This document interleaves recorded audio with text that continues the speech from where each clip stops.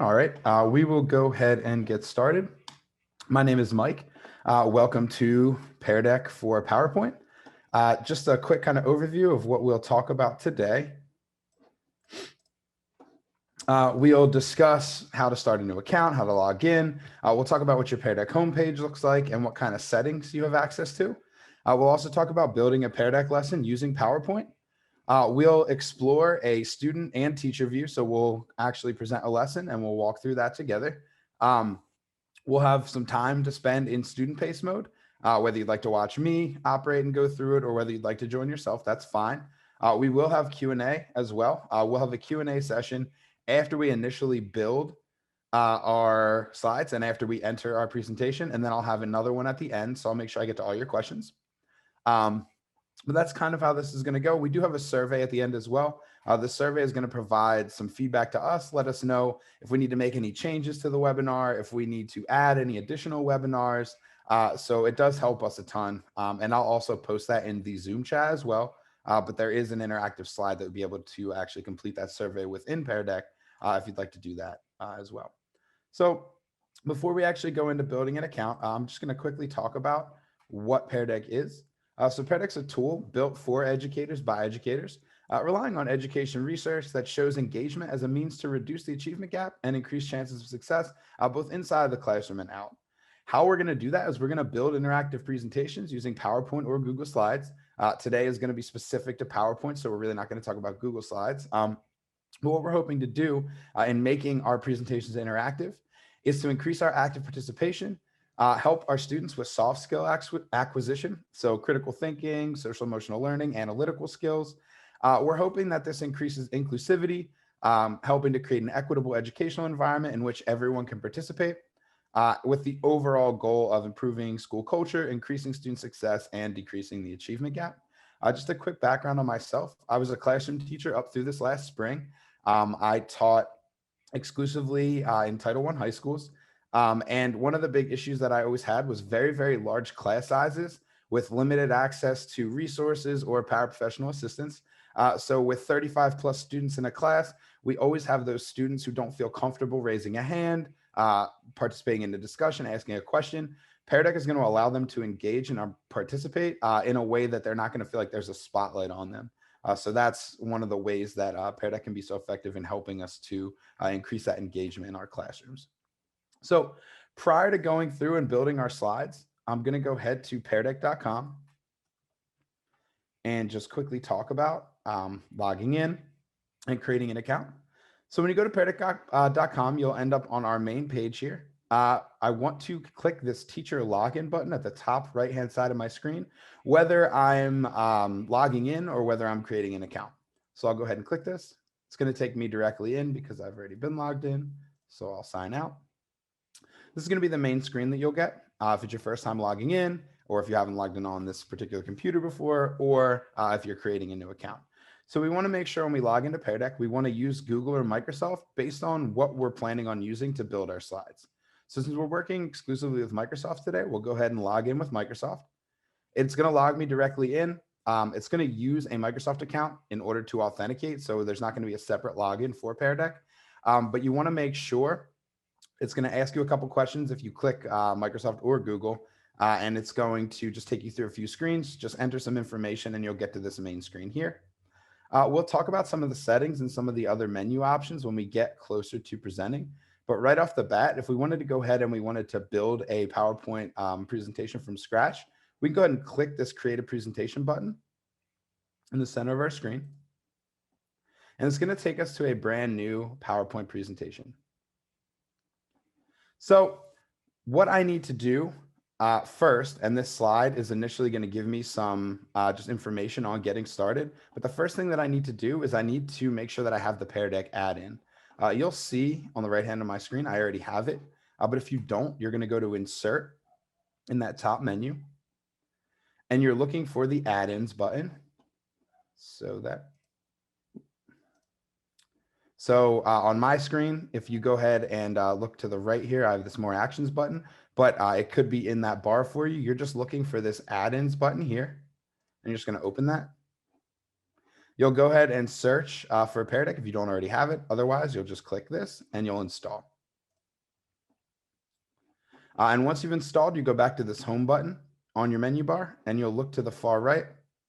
And again, I may need to drop this more actions button, or I can click this arrow to expand. And I have my Pear Deck add-in right here. So once I've installed it, I'm just going to click it. And it's going to open up my Pear Deck add-in on the right-hand side of my screen. When it comes time to present, it's important that I don't click the PowerPoint present button. It's important that I present through Pear Deck. We can either do that through our Pear Deck homepage. I can also do that by clicking this green present with Pear Deck button. But we want to make sure, in order for our students to be able to interact with the slides, that we're actually presenting through Pear Deck. If we present through PowerPoint online, our students will still be able to see the slides, but they won't be able to interact. Additionally, we have on our toolbar some options here as far as templates are concerned. So we have critical thinking templates, social emotional learning templates. We also have a link just to our template library. So you can go ahead and click that. And how we're going to add templates. If you used Pear Deck with Google before, it's a little bit different. You actually need to, because of our integration with Microsoft, click this to be taken to our template library. Once you get into your template library, we do have various templates available. We have beginning of the class, middle class, end of the class sort of activities. So bell ringers, transitional activities, assessments, and other sort of mid-class activities. And then we have reflections and exit tickets as some of our end of the class activities. We have some core class slides. So your basic math, science, ELA, world languages, and other topics like that. And then we also have music, PE, counseling, some art slides as well. So there are a ton of pre-made templates to make use of. But once we find a template that we want to use, and I can go ahead and I can actually preview them just by clicking on these arrows here. But once I decide, I want to make sure I'm clicking the PowerPoint button. And it's going to open them in a separate tab in another PowerPoint online presentation. But from here, you're going to get a message that says it's read only and you don't have permission to edit this file. So we can't actually copy and paste these slides directly into our presentation. What we need to do at this point is we need to go ahead and download these because these are housed in Pear Deck servers. We want to make sure we download it into your OneDrive account so that you can go ahead and make these slides your own. All of our templates are fully editable. You can edit the text, images, whatever you need to do to make it work best for your class. So what I'll do is I'll go to File up on the top left of this menu bar here. And I'm going to go to Download As. So it's the second one from the bottom, just above the About button. And I'm going to download a copy. It's letting me know. I can click Download. Now, if I were to open the slide deck just in PowerPoint's desktop version by just clicking the download, it's not actually going to work for me. If I were to copy and paste slides and try and put them into Microsoft PowerPoint online, it's actually going to paste them just as an image in my slide and not as a slide. So it won't be editable. I won't be able to do anything with it. So I want to make sure that I'm actually uploading it to PowerPoint online to make sure that I can integrate it into my Pear Deck deck. So how we're going to do that is I'm going to go ahead and I'm going to go to PowerPoint just by clicking this grid at the top here and finding PowerPoint and just clicking it. And then it will take you to your main PowerPoint hub. So just right there. And once we're in our PowerPoint hub, I want to go ahead down to this upload and open button. That's going to be right under my recommended slides and that new slide button. So it's going to be right above this list of slides that I've recently looked at. I'm going to click upload and open. And I'm going to find my slides and I'm going to open them. It's going to upload it to my OneDrive. And once it's uploaded, I can go ahead now and I can do whatever I need to do with these slides. So if I want to just use this deck as is and make a few edits to it, I could do that. As you can see, there's a footer already attached to these slides. That footer is what's going to allow these slides to be interactive. So you'll see in a second when we actually add question types to slides that this footer is going to appear. We want to make sure we leave that with that QR code visible so that Pear Deck can read it and so that our students can interact with the slides. So now, like I said, I can go ahead, I can edit this, make this mine, or if I wanted to, I can go ahead and I can copy one of the, sorry, my cat just knocked something over. I can copy, I can go ahead into my slide deck, and then I can just hit Control if I'm on a PC or Command if I'm on a Mac, and then V just to paste that slide. So it's going to go ahead, it's going to paste it. And now, again, I have that interactive bar present. I know that my students are going to be able to interact with this slide.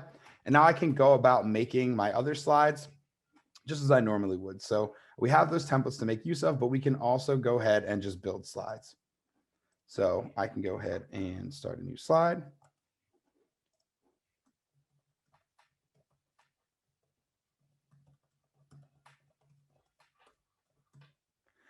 So I can go ahead and provide instructions for my students. I can do whatever it is I normally do to make my slides. So I can go and grab some images.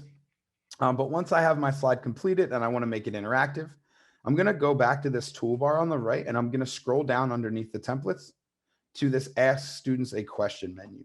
This is going to be my main go-to when I'm actually making my slides interactive. So this is an open-ended question. I'm asking my students to write a 3 to 5 sentence summary of a chapter. This is going to be my text slide. So I'm going to click this text button here. The text slide provides students with a text box that they'll be able to type in. So it's great for like open-ended questions, for brainstorming sessions. I'll show you that when we actually go to present, why it can be helpful for that when we view responses. But now, once again, I know my slide's interactive. You'll see on this footer as well, it's going to provide just a little bit of instruction for our students just to let them know what kind of slide they're dealing with. They'll also know based on what's available to them in their view when they're actually interacting with the slide. But we can go ahead and we can build slides from scratch, or we can go ahead and use templates. We can also, though, and as a former teacher, I know everyone spends a lot of time grading, lesson planning. So we do enough of that as it is. Don't necessarily want to have to reinvent the wheel. I know that we all have content. We all have slides that we use from semester to semester, year to year. We can go ahead and make use of those slides again, and we can make them interactive through Pear Deck. So all we would need to do, and if you can imagine my slide deck here, these are slides that I've used previously. I'm actually going to go ahead and remove all of these bars just so I can add them again and just show you how that's going to work. And notice too, all I need to do is click on this footer. It is an object and just delete it, and it will remove that. So if I decide that, say I like a template, but I don't necessarily like the question type, I want to change it, I can go ahead and do that just by deleting the footer and then adding whatever question type I want to add. So just a little thing to note there. But if we can pretend that these are slides that I've already created, I want to go ahead and I want to make sure that my students can interact with them. I may have to edit the content of the slides just to make sure my students understand what's being asked of them. But then I'm going to go back to this home button. I'm going to open up my Pear Deck add-in. I'm going to scroll down and I'm going to start adding my question types. And right now we'll go ahead and we'll add each question type so we can see what they do. So again, this is an open-ended question. I want my students to be able to type to let me know how they learn. I'm going to click text.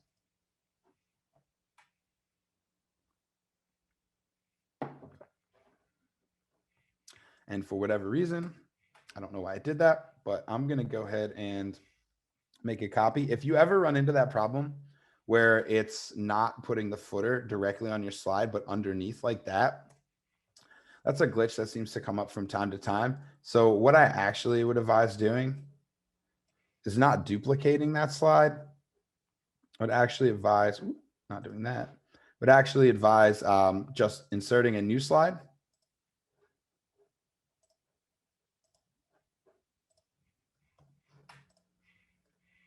And then going back and then retrying to add that. And you'll see the footer appears as it should now on the bottom.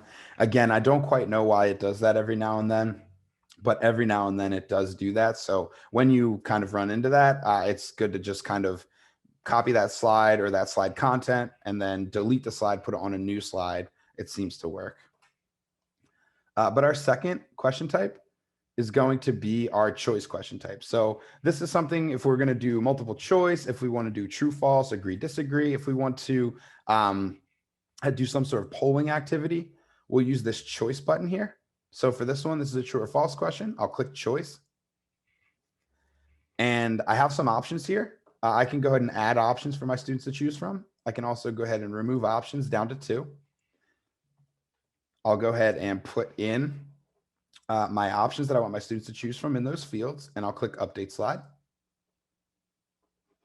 Now, my students are going to have the options on the right-hand side of their screen that they'll be able to choose from. If for whatever reason I wanted to change this slide, I wanted to make it an agree-disagree slide instead, I can go ahead and update my options just by clicking this choice button again. It's going to show me what my choices currently are, and I can go ahead and I can update those. Click Update Slide, and now it is updated. And you'll see if you scroll down below, there's a little bit of a comment box, and that box will tell you what your most up-to-date options are for your students to choose from. Our next slide type is going to be our number slide type. So if I wanted to like gauge on a scale, say my students' experience with Pear Deck, or if I wanted to put in like a simple math equation, what this is going to do, this number button here, the number slide type is going to give students, much like a text box, just a small box they'll be able to type numerals in.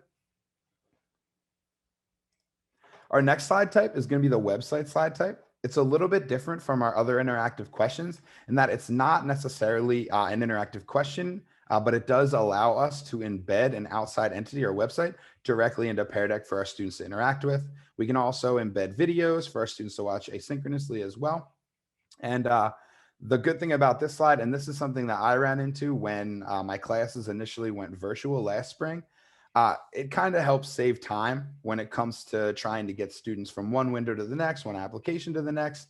I spent a lot of time in the spring troubleshooting and not as much time as I would have liked actually teaching content. This is going to allow for students to stay within the same presentation, but also be able to interact with some outside websites.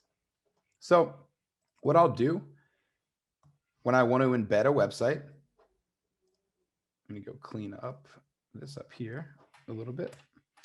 So I'll go ahead and I'm going to go to one of our help articles.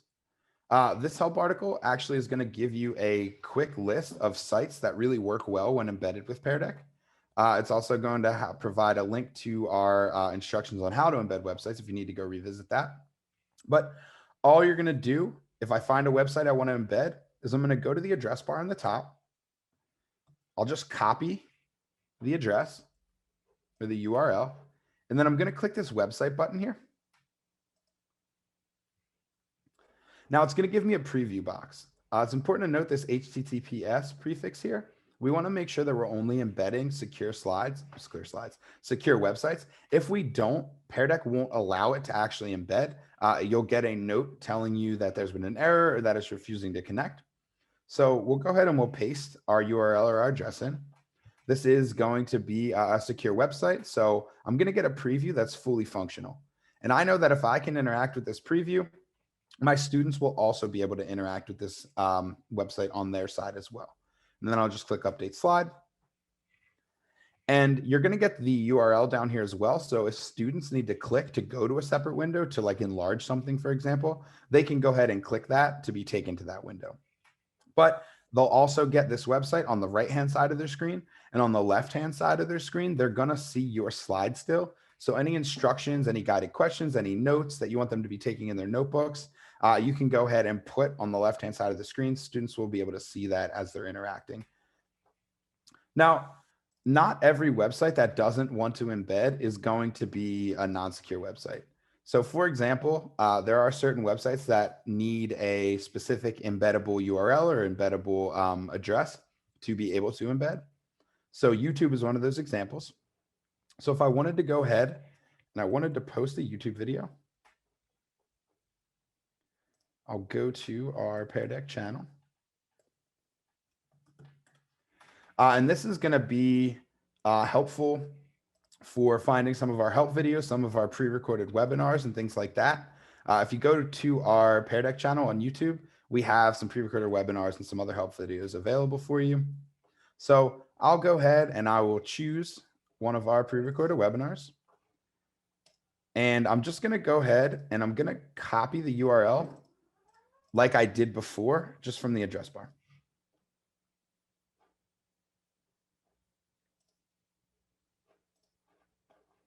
So I'm going to go ahead and copy that and then paste it like I did into my preview box. You'll see that YouTube is refusing to connect. So now I know that YouTube is a secure website. I need to find a way that it's going to embed. So I'm going to go back to YouTube and I'm looking for a share or an embed button. So if I go to the bottom underneath the video, just to the right of the like and dislike buttons, I can click this share button here. And again, I don't want to grab this URL or address here. I'm looking specifically for this embed button. Now you're going to get some code that's going to appear. We don't want to grab that whole code. We're looking specifically just for the address. So we're looking for what we would normally see in the address bar. So this HTTPS, after that first quotation mark there, through the end of that. So everything within those quotation marks, we're looking to grab. So I'll go ahead and I'll just copy that. And then I'm going to paste that again. And now you'll see I have this preview. I can go ahead and click and start that video. So I know that my students will be able to asynchronously watch the video. So students will have control over the video on the right-hand side of their screen, while on the left, they again will have your slides. So again, any guided questions, any kind of notes you want them to be taking, you can put in there for them. Lastly, we have there are premium question types. So these are going to be for premium subscribers specifically. But the draw slide, I think, is the most versatile of the slide types. It's probably my favorite to use. As a former English teacher, I really like to sort of add creative activities into my lessons. And this provides us with the opportunity to allow students to be a bit more creative. So what it's going to do, I'm just going to click the draw button. I don't have to do anything. I don't have any options right now. My students are going to get some tools that they'll be able to actually draw, put lines down, highlight, and add text to this slide. So anything you put on the slide is just going to act sort of as like a background image or a canvas. So if we wanted to, we could go ahead and we could put a short paragraph and have students practice annotation. We could go ahead and have students work on some graphing activities. We could have them plot points. We could put a graphic organizer, a worksheet. We can leave it open, just give them some instructions and allow students to kind of draw in freehand. If we wanted students to show work when completing an equation, we could have them do that here as well. But again, just a real versatile slide, and it has application in every single subject that you can think of. So that's probably my favorite slide type for that reason. Our last slide type is going to be our draggable slide type. So the draggable slide type, again, anything I put on this slide is going to just be a background image, and my students are going to have draggable items that they'll be able to move to a designated location based on what our activity is. So I'm going to click draggable, and then I'm going to have some options. So I can go ahead and add up to 5 draggable items at this given time. I also have 8 colors to choose from. I only need 4 for this particular activity. Let me go ahead and look at my legend. And then what I'm going to do, I have my colors already picked out. I can go ahead and also choose my items. So I have some basic shapes here and here. I have equation symbols. So if I wanted to put an unfinished or an incorrect equation, I can go ahead and have my students drag the proper symbol to complete the equation. I have numerals that I can make use of. And I also have punctuation as well. So I'm going to go ahead and I'm going to choose my items.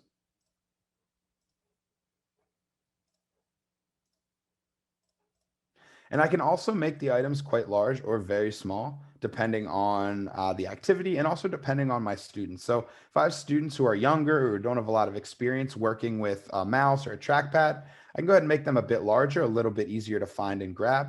All students are going to do is click and hold and then drag the item, and then they'll just release to drop it wherever it needs to be dropped. So once I'm done choosing, I'm going to go ahead and click Update Slide. And then if you want to go ahead and make this legend or this key right here, all you need to do is just when you're choosing your item, right click on the item and just copy that image. Once you've gone ahead and done that, you can just paste it. So just Command or Control V. And now I have that item. I can go ahead and I can make it smaller and I can create that legend or that key. So just a little tip there. So those are all the different question types, and that's how I'm going to go about building slides, whether I'm using templates, whether I'm building from scratch, or whether I'm using an old deck that I want to repurpose. And then I'm going to go ahead and I'm going to show us a few options we have prior to presenting.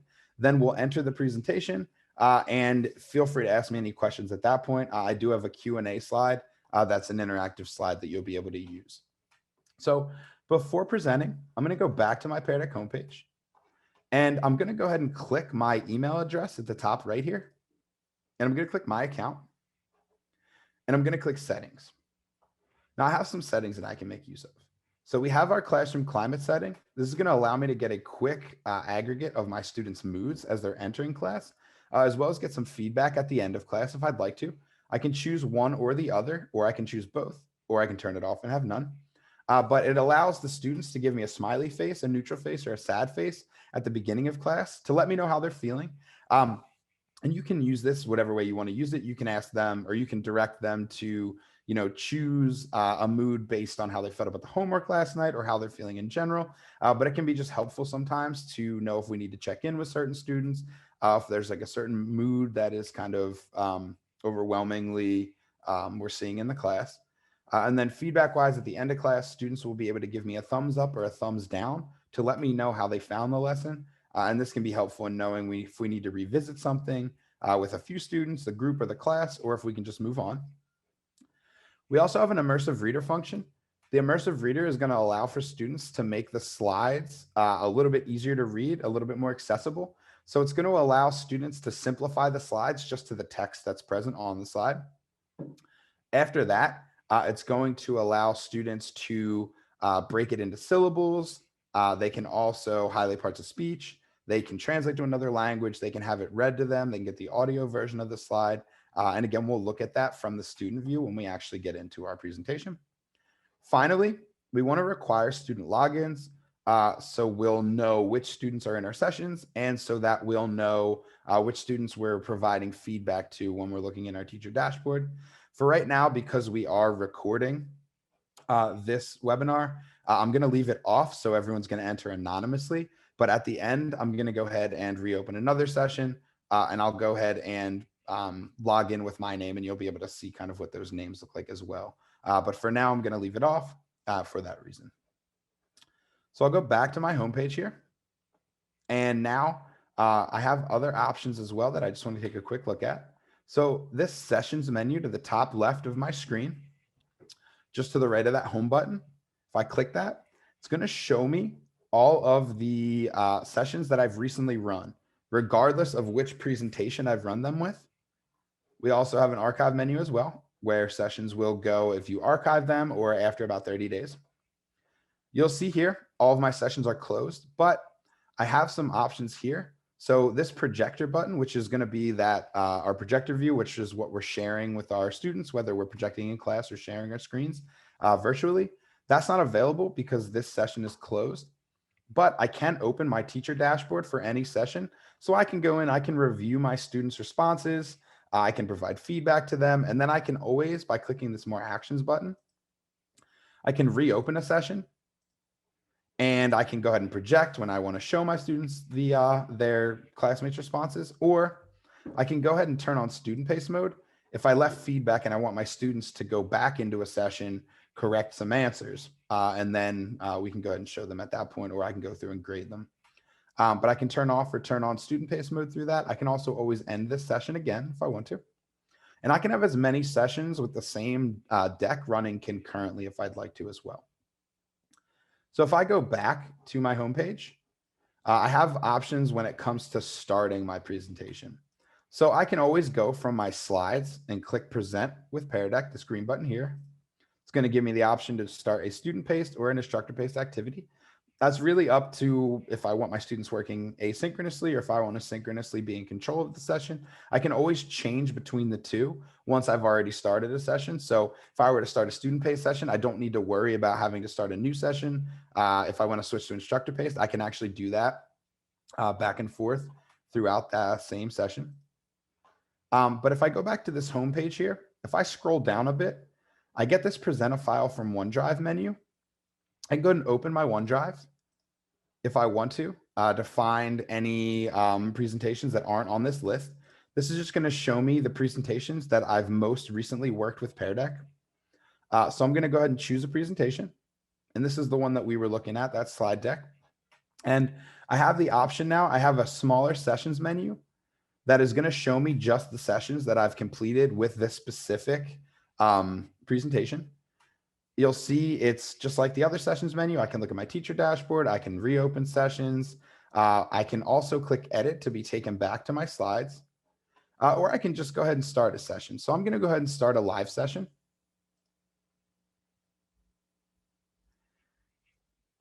And it's going to go ahead and provide me with this initial join window. It's going to also let me know that students are joining with avatars and nicknames. So I don't have student names turned on. This is going to be anonymous. Feel free to join if you'd like, either by going to joinpd.com and putting in the join code like I'm doing. I'll also go ahead and show you how to get a link as well.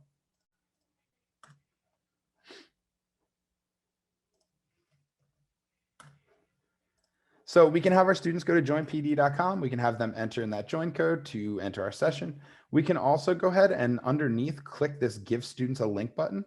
If I just left click, it's going to copy that link to my clipboard. And now in whatever sort of chat feature or messaging feature or email or whatever it is, however I get students information, I can go ahead and just paste the link, and then students can click that to enter my session as well. And I just pasted that in the chat. One quick thing to note, the join code is going to expire after a week. So if I want my students to be able to go back into a session after an extended period of time, say to review for midterms or finals, or if I want to do an extended activity that takes place over time, I want to make sure that I actually give students my link. The link is always tied to a session. The join code, like I said, will expire. You'll get a new join code, but you'll have to give that to your students for them to re-enter a session. So you want to make sure we're using the link when we want to do anything that's a little bit more long-term. It looks like I had somebody raise a hand. I'm going to go ahead right now. I'm going to click start class. And before we actually start to work through our presentation, I'm going to go directly to the questions slide here. So if you'll look on your student view, and that was that mood aggregate. I'm sorry, I just skipped through that, but you see a smiley face, a neutral face, or a sad face. You're able to just choose one of them. But now feel free to go ahead and to ask whatever questions you have, and I'll go ahead and address them. So you'll see on the student screen, I have my teacher's prompt and slide on the left-hand side. On the right-hand side, I have a text box to type in. I can also always add another response if I want to. And while I'm waiting for questions, I'm also going to show us the Immersive Reader function. Actually, I'm going to wait till I have a slide with more text because it'll be more useful there. So I'm quickly going to just talk about our projector view because it will lead me into showing responses, which is how I'll answer those questions. So we're in our projector view right now. This is what we want to be projecting if we're in the classroom, or what we're going to be sharing with our students, like I am, if we're on like a Zoom call, if we're working through Microsoft Teams or something like that. So I want to make sure that I recognize the difference between that and my teacher dashboard, which I'm going to open in a few minutes. But just on our projector view, just to start, you'll notice I can click this little slide deck here to jump to slides out of sequence. I can also navigate through using these arrows. I have my show responses button, which I'll use in just a second to review those responses. But I also have a lock screens button. So if I click lock screens, you'll notice in the student view, it's going to show you what your current answer is and let you know that screens are now locked. The other thing that I can do for this is I can left click and hold on this lock screen button. And then I can choose between a 30-second, 1 minute, or 3-minute timer. Once I choose a timer, I'm just going to release. It's going to go ahead and begin counting down. The timer is going to run away from my mouse so it doesn't get in the way. On student screens, you'll see that timer on the top right of my screen, but again, it's going to run away from my mouse. And once that finishes counting down, it's just going to lock those slides. Now, one other thing that I kind of quickly want to talk about as well, you can't edit sessions, or you can't edit presentations and have them reflect in an active session. So if I noticed a typo and I wanted to go back to my Pear Deck for PowerPoint presentation that we were looking at, these slides here, and I wanted to go ahead and make edits and then have them reflected in this presentation, unfortunately, that's not going to be possible. I would need to start a new session and provide students with that new join code or join link in order to have those changes take effect. What I want to do, if I want to add a prompt in, I can click this new prompt button. And I have some of our basic beginning of the class, during class, end of class activities. I also have some just more generic prompts I can drop in. I can also make any slide I'm currently on interactive. So I can use a text, draggable, number, or drawing slide in order to make whatever slide I'm on interactive. But that is going to be the best option right now if I want to add something while I'm in a session. And then when we want to show responses, we'll just go and we'll click this show response button. And you'll see that it's going to show responses anonymously. So we're in our projector view. We're always going to project responses anonymously. One other thing that I do want to say is that when we are showing those responses, they're never going to project to our student screens. So our students are always going to just see their response. So when we're projecting, we're going to want to share our screen in some way so that our students can see their classmates' responses. For the text slide, I can use this list layout. For every slide type, I can use a grid layout as well. So I'm going to go ahead and answer some questions. So can Pear Deck be infused into Teams so students don't have to use an email to log in? You can actually absolutely use Pear Deck with Microsoft Teams. And I can actually show us that really quickly. So if we go to Teams, I'm just going to go back to my slide deck here and quickly open up Teams in a new tab.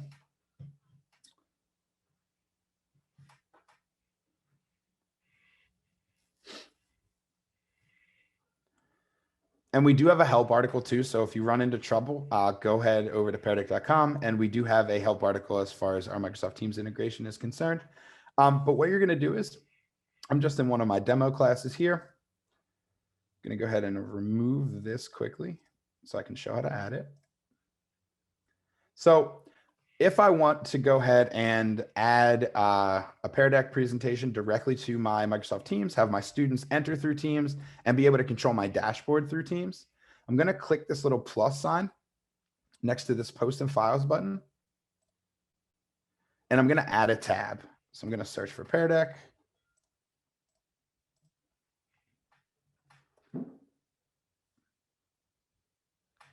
We'll see Pear Deck. I'm going to go ahead and I'm going to click. And it's going to ask me to go ahead and add. I'll add that. Once I've added it, it's going to ask me to select a file from Drive that I want my students to interact with. I'll go ahead into there. I'll go ahead and I will find a activity or a lesson, and I'll select it. Once I've selected it, it's going to load this file. And then I want to make sure that when that if I want my students to have the ability to enter directly in, I post a channel about this tab at the bottom here, this little check mark, and then I'll click Save. So now it's going to open up my teacher dashboard, which we'll look at in just a second. But our dashboard is going to open right here. We can open our projector view in another window by clicking this button right here.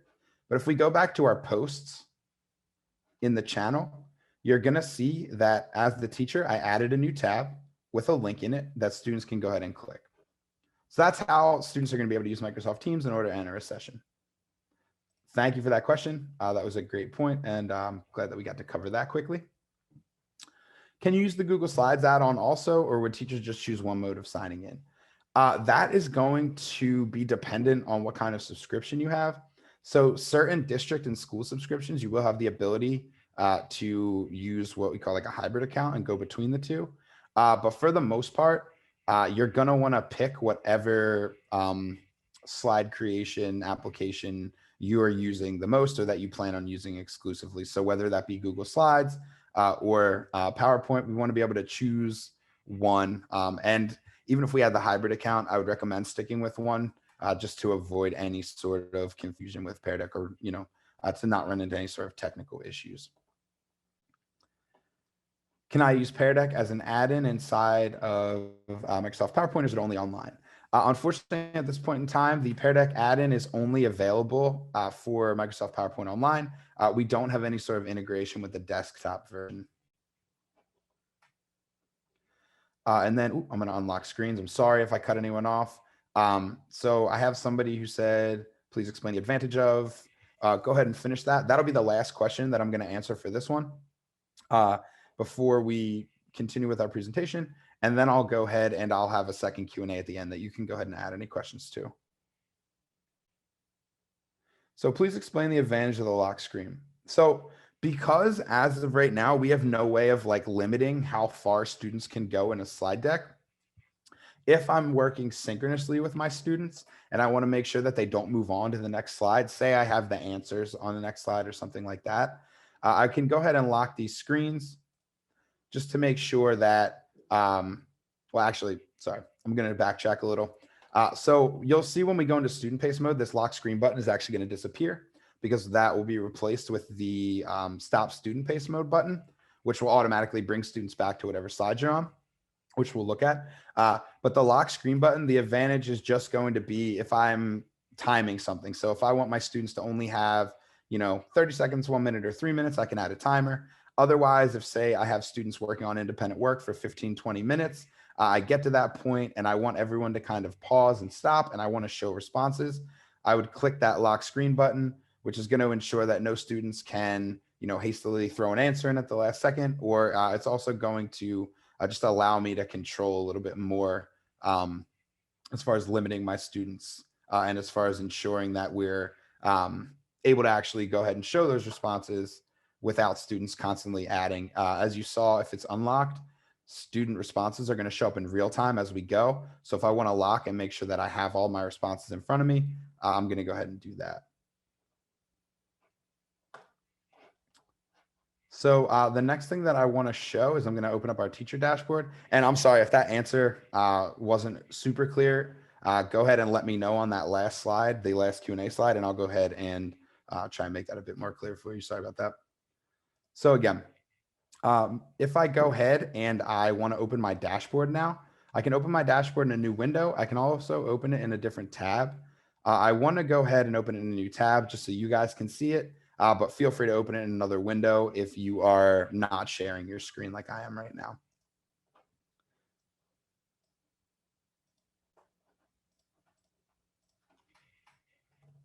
And actually, I need to go back in. I don't know why I got out of the presentation. Go ahead and use that join link from the chat. So this is going to be my teacher dashboard now. So it's a little bit different from my projector view. So the projector view, again, is what I want to show my students. Whereas the teacher dashboard is personal. It's something that I want to be able to see so I can see my student names, provide feedback, star answers. If I wanted to show student names for whatever reason, I can go ahead and share this screen. But this is just to ensure that when we're projecting, we're always projecting anonymous answers while still being able to give feedback and see which student provided each response.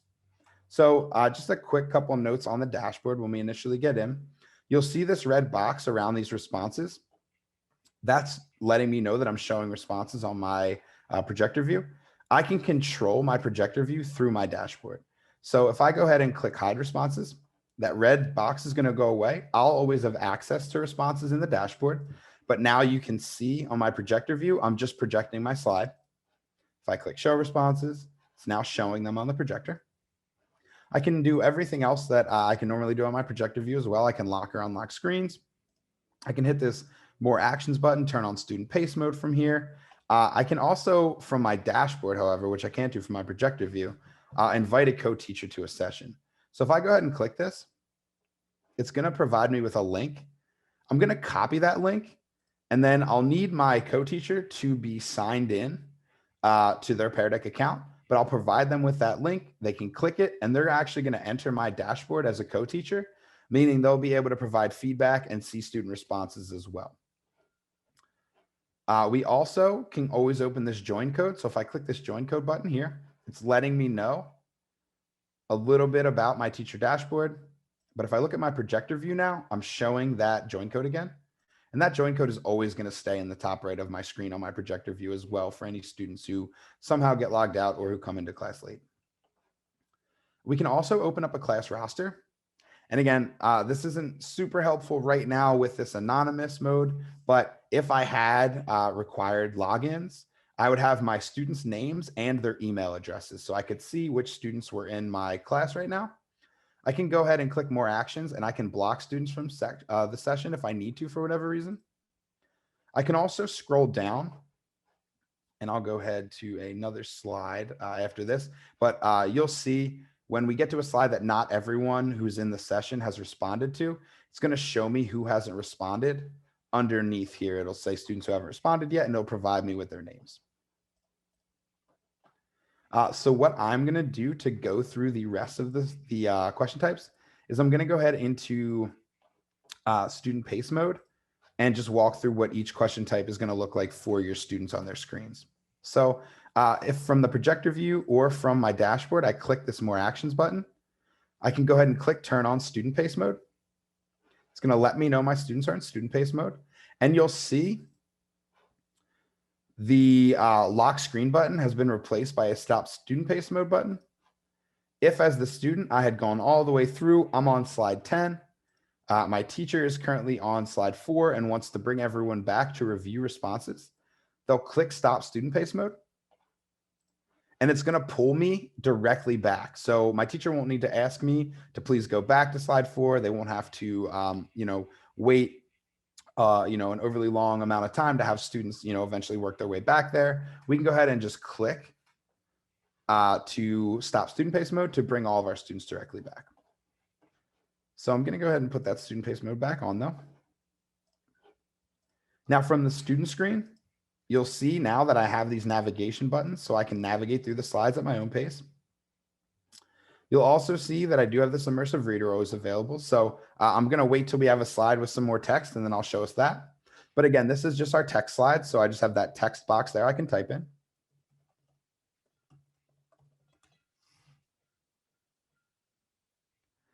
We can go to the next slide, which is going to be our choice slide. So this is our agree, disagree. You see my options to the right here. I can go ahead and choose. I'm actually going to show the immersive reader here as well. So at the bottom right corner of my navigation bar, I have this little book with an audio symbol. If I click that, it's going to open up my immersive reader. It's going to just simplify the slide into just the text that was available. I can play the audio of the text. I have some voice options I can make use of. I can change the text size. I can increase or decrease the spacing. I have fonts that I can choose from. I have some color schemes I can choose from. I can go ahead and break it into syllables. I can highlight parts of speech. I can change the colors of those parts of speech as well if I'd like. I have a line focus tool. And I can also translate to another language as well. And then if I were to click on individual words, I'm going to be able to listen to the audio for those words, but I'm also oftentimes going to get a actual image to go along with those words.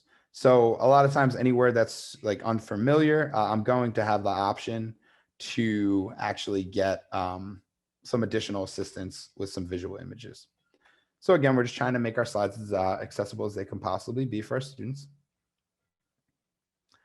Our next slide type is the number slide type. So again, like the text slide type, I have that box, but I can just type numerals into it.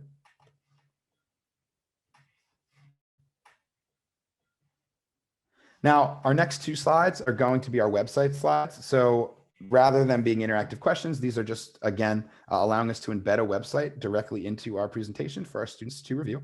So I can go ahead through and click and navigate through this website. I can also go ahead and play this YouTube video and still have my teacher's instructions or anything she wants me to be doing or he wants me to be doing in my notebook while I'm watching as well. And then if I click this link down here, it's actually going to take me directly to this YouTube video or whatever website I have linked here.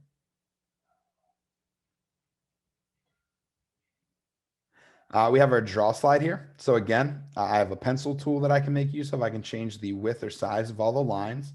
I have a highlighter, I have a line tool, I have a text tool. I can erase, undo, I can clear anything that I've added to the slide.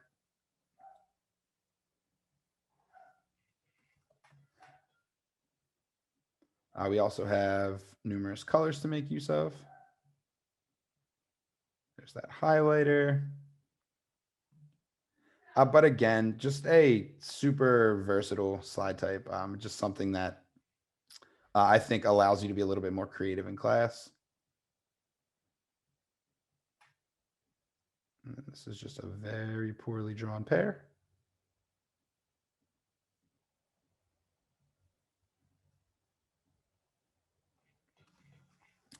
And then lastly, we have our draggable slides.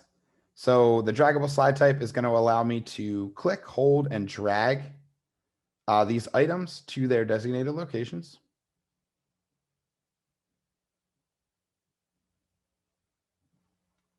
And that's going to be what all of my slides look like as a student. Now, like I said before, when I am ready to review answers from my dashboard or my projector view, I can click Stop Student Pace Mode. So I'll go ahead and do that, which again will bring all of my students back to that slide. So we'll go ahead and we'll look through, and you'll see now on my dashboard, when I scroll down, it's going to show me which students have not responded yet to this slide at the bottom. While I do go ahead and see my slides at the top. And then what I can go ahead and do is I have some options, additional options on my dashboard that I don't have in my projector view. I can sort my responses. I can also, if I have a response that is particularly noteworthy, I want to show my students it, I'll go ahead and actually add another response just so I can show you this.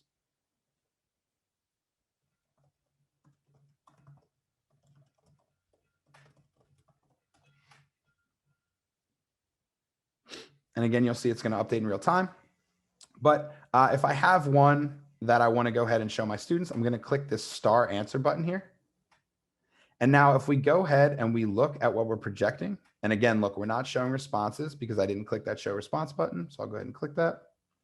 You'll see that red border, and now I'm projecting those responses anonymously. But you'll see that while I have 2 responses on the dashboard, because I've only starred one, it's only showing the one that I've starred. Go ahead and clear that.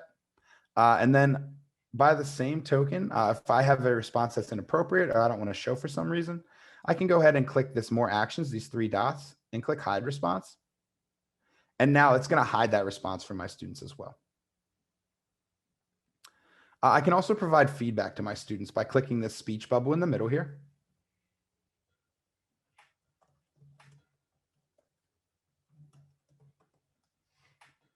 So I'll go ahead and just send this feedback. I've typed it in this text box here.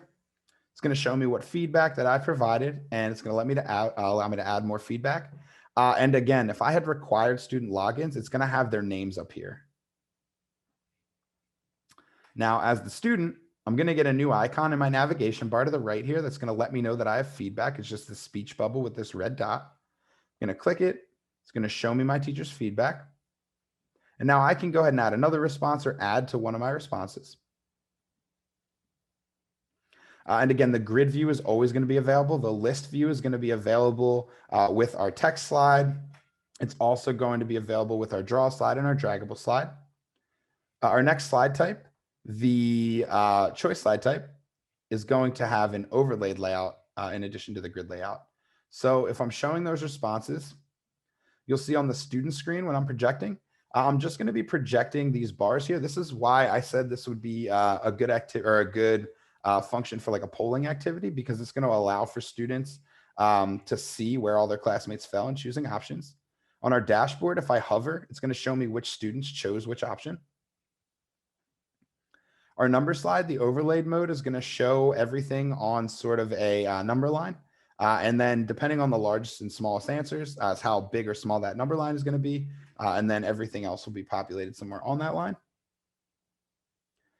We can't show responses for the embedded for our website slides. So anything we've embedded, because we're embedding an outside entity and it's not a Pear Deck specific question, we won't have that option. Our draw slide, we have this list mode, we have the grid, we also have an overlaid mode. The overlaid mode, depending on your activity, may not be super applicable, but there are certain instances where it is useful. If we were graphing, if we were doing some kind of tracing activity, if we were doing some sort of collage project, it can be helpful But when we're doing something like this, for instance, it may just kind of muddy everything up. With our draggable, very similarly, we can go ahead and look at this overlaid mode to see where all of our students dragged their specific draggables. And then if we hover over these draggables, it's actually going to show me which student dropped which item where. So if I have a draggable that was way off base, I can go ahead and hover over that, see which student it was, and then go check in and make sure they understood what was being asked of them. And that's what all of the different slides are going to look like. That's what our dashboard is going to look like in relation to our projector view and our student view. So lastly, I'm going to go ahead and I'm going to take any other questions that we have. I'm also going to quickly, I'll put it in student pace mode for this. Feel free to explore. We have some of our resources here. So here's going to be our templates. If you're on your student screen and you go to that slide, which is going to be slide 15, you'll be able to review and look at all of our templates. Slide 16 is going to show you our weekly wonders, which we put out every week. It's going to be 3 templates, one for elementary, one for middle, and one for high school learners. And they're going to be relevant and topical. And we're also, again, going to have, we have a Newsella collaboration. So if you use Newsella articles, we have decks that go hand in hand with them. And again, they're ready to go activities that students can use. Feel free to explore them after the session. I'll leave the session open and in student pace mode. So feel free to explore a little bit after we end. I won't end the session. Our question slide is going to be on slide 18. Feel free to ask any questions. I'll go ahead and show responses and review those in just a moment. And then slide 19, if you don't have any questions, is going to be our survey. I'm going to quickly copy that link. Ooh, I don't want to save it. I'm going to quickly copy that link and I'm going to paste it in the chat. Feel free to either click the link from your student screen or click the link in the chat to be taken to it outside of Pear Deck. But also I'll be leaving the slides open, like I said, so feel free to jump back in and take the survey. But it is going to be super helpful for us as we move forward and as we try to make these webinars as helpful as possible. So with that, we have about 4 minutes left, and I'm going to go ahead and review questions.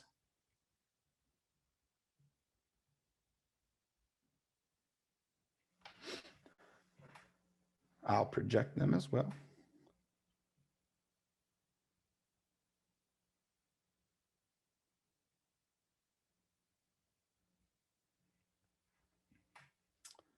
And I'll just give them a chance to populate.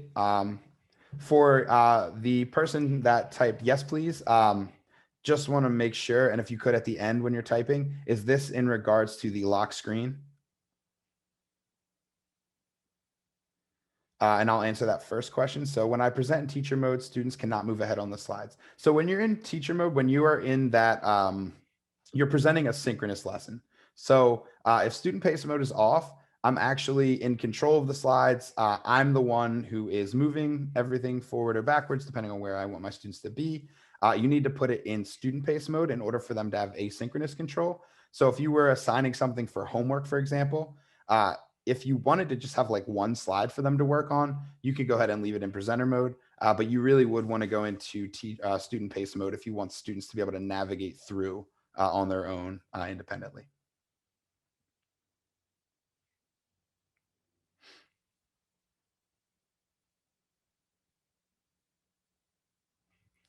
And I'll, again, just give a few seconds for those questions to populate, and then I'll complete answering them.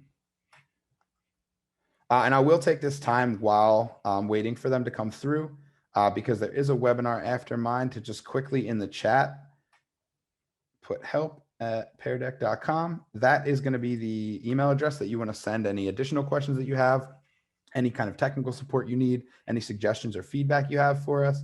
Help@peardeck.com is going to be the best place to reach us there. And I do want to take a second to thank everyone for joining me today. I do hope this was helpful, and I'll go ahead and answer those questions. And I'll hang out until the person who has the webinar after me goes ahead and jumps on because it will eventually kick us out. But again, I'll leave this session open for anyone that wants to explore a bit more.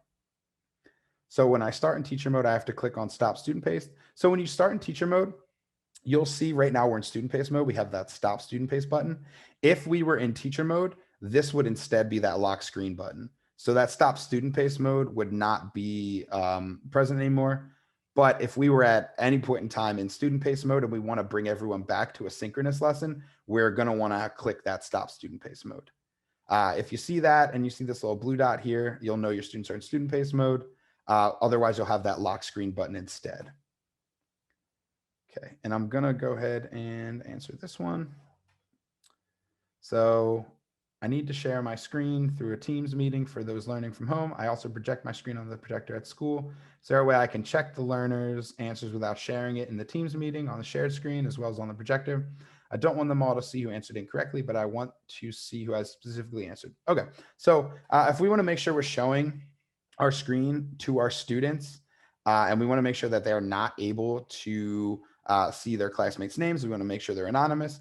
We want to go ahead and when we went into our initial teams, it's going to open that in that project or in that teacher dashboard. But if you click the open in projector view button at the top right, you'll open in that projector view. And then you can go ahead and share that screen with your students rather than sharing the dashboard. But you don't want to share that. If you're sharing your screen and you're sharing that dashboard screen, students will be able to see those names. So we do want to make sure that we're sharing the actual projector view like I am right now. And you can just click through Teams, that top right hand side, it'll open the projector in a new window. If I post the Pear Deck in Schoology, then which mode do I post? So if you want your students to asynchronously work through it independently, which it sounds like you do if you're posting in Schoology, you're going to want to go ahead and open that session in student pace mode. After you've done that, go ahead and just copy that link like I did initially and paste it in Schoology for your students. They'll click that, they'll be able to enter. And I hope that was a little bit helpful for you. Does anybody else have any last minute questions before I go ahead and end this?